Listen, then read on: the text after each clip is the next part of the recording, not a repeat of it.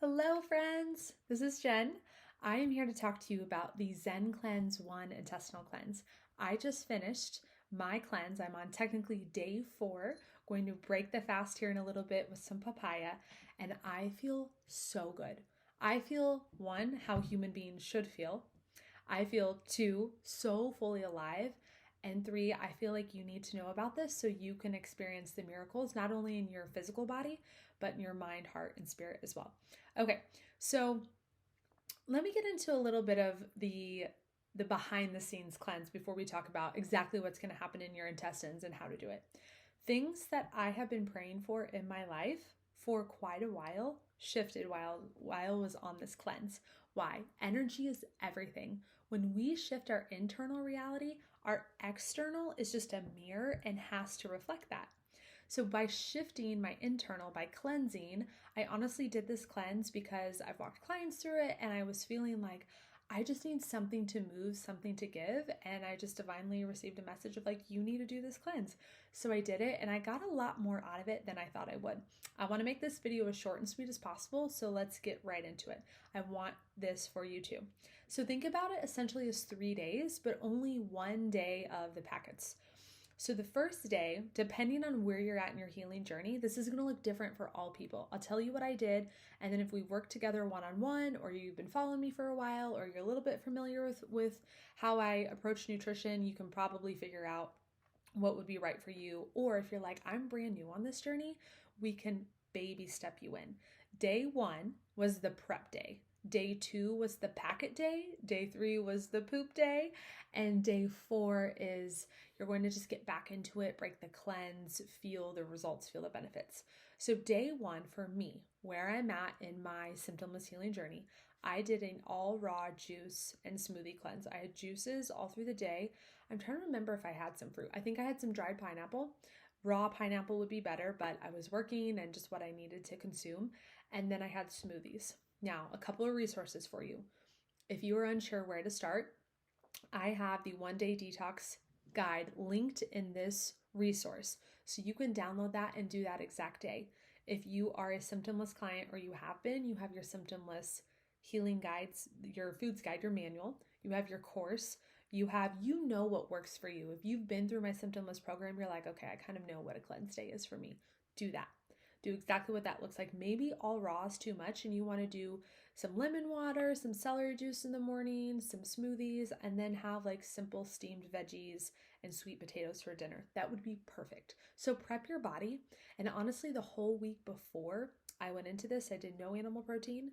I did no overt fat, so no oils, nuts, seeds. I think there was a tiny bit of oil in what we cooked with on Thursday night. And after a week of doing like no oil, no meat, no salt, no fat, I felt it. I was like, oh, my gut feels a little bit slower. Friday cleared me right out. I felt really good and ready to start the cleanse.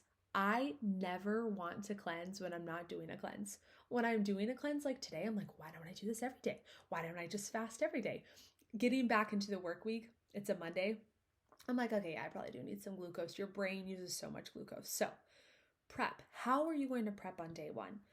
You don't want to have like your last supper. This is, as someone who's recovered from binge eating, like this is really common. We're like, okay, I'm going to go in a period of restriction. So we're like, last supper, I'm going to go eat the sushi. I'm going to go eat the steak. I'm going to eat the cookies. Do that like a week before, 3-5 days before, and then get on some sort of like ramp up for your body. I promise you, it'll make this so much better. You will feel really good doing that. Okay, so day 1 prep. Day 2 are the packets and the little drink that they send. So you'll order your packet, make sure you use the discount code so you're not paying full price. And it gives you the instructions, which I will have their instruction manual attached to this. I just think they like left some helpful pieces out. And I know for my clients and community, I want more for you. So, but they give you the schedule. They show you, they're like, hey, set your phone alarm, get it all figured out there, have every 30 minutes in the morning, you're going to have to drink something. So if you are working, make sure, which I think you can do this while you're working, by the way, but nothing like not physical, a lot of physical labor, not like your hardest day ever on the job, not like the day you're going to give a presentation, just like a typical day for you. You could totally swing it. But every 30 minutes in the morning, you're going to be drinking the packet and then taking warm water. The water needs to be warm. Make sure it's not too hot that it kills the enzymes. These enzymes are prepared for 3 years before they're sent to you. And where they are prepared, they have Tibetan singing bowls playing. This is a very conscious company. You will feel that in your body as you're taking the product. And then after this, after the morning, you have a little bit of a break. I recommend belly massage. Just follow their schedule. It's like pretty on it then on the hour after that. So follow their schedule. Schedule something for self-care, something to look forward to, because your mind's going to be like, food. You won't feel hungry because you're actually getting nourished in calories from the packets, but your brain is used to what you're eating. So it's going to be like, hey, when is that coming? So I scheduled a facial. I did foot reflexology on the prep day, and then I did a facial on the actual packet day, and that was perfect for me. And then for activity, light walks, light yoga, think about your activity level. Like if a really strenuous workout is 90%, you want to do about 10 to 45% activity level. You want to move, so like a rebounder, walking, gentle yoga. Don't just sit because you want things to be moving around. Okay, so you have your prep day, your packet day. This is where the poop stuff is important. Most people on the packet day, you're going to start to poop this like enzyme-y, squishy liquid, which is great. Your mucoid plaque that you will pass will look like an alien. It'll feel a little slippery coming on your booty, and it is so important. So that is day 3. Once in a while, some will pass it that night, like later in the night after the packets day. But day 3, you're going to fast. I drink lemon balm tea, any kind of herbal tea with warm water, no lemon, no honey, nothing like that. You're going to fast all day till you pass it. Zen Cleanse recommends waiting till day 4 to do an enema to pass it if you have not. Couple caveats. If you feel like you need to just be done with it, on day 3 at the end of the day, you can do an enema because you'll be fasting. And the biggest thing is you pass this mucoid plaque before you start eating anything that will take you out of fasting mode into digestion, okay? So you want to stay in that fasting state as long as you can, and you can do that through fasting on your day 3.